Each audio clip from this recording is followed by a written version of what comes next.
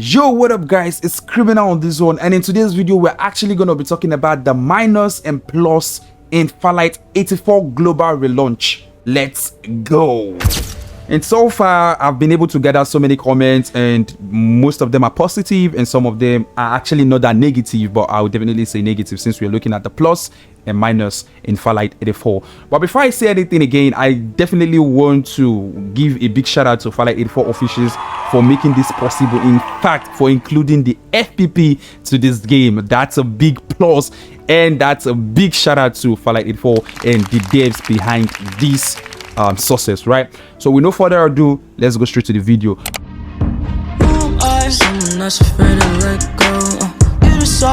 you're ever gonna let me know, yeah, suicide if you ever try to let go.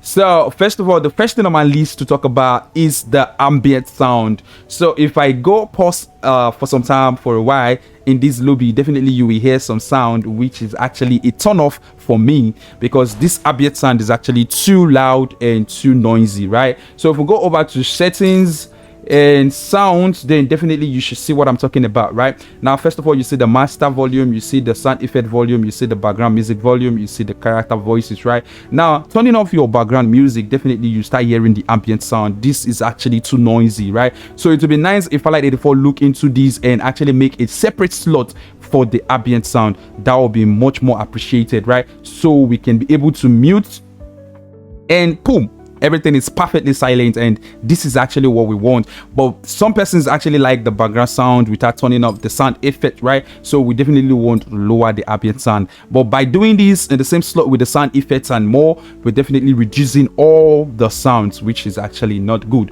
So I would want Farlight 84 to look deep into this. Now the next on my list is actually the FPP and TPP mode. From the start I said it's a big shout out to Farlight 84, right, and the dev behind this for making it a success, for bringing or including the FPP mode.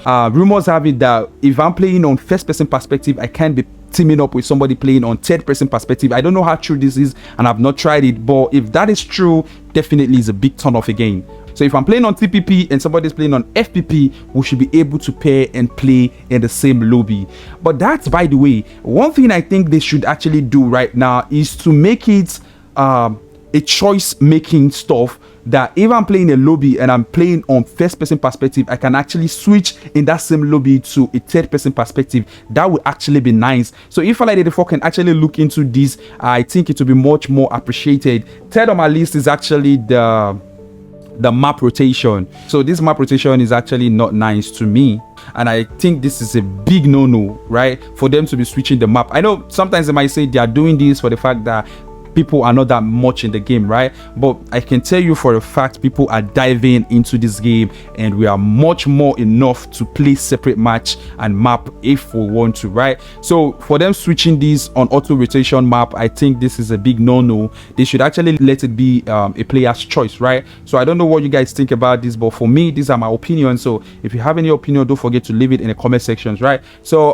to Farlight 84 officials, I definitely think this map rotation is not necessary for the now. They should actually turn it off so we make our choice on what to play on what map to choose and what map to play at our given time, right? So this map rotation is actually a no-no for me. Then the fourth on my list is actually the crossplay. The fourth on my list is actually the crossplay mode.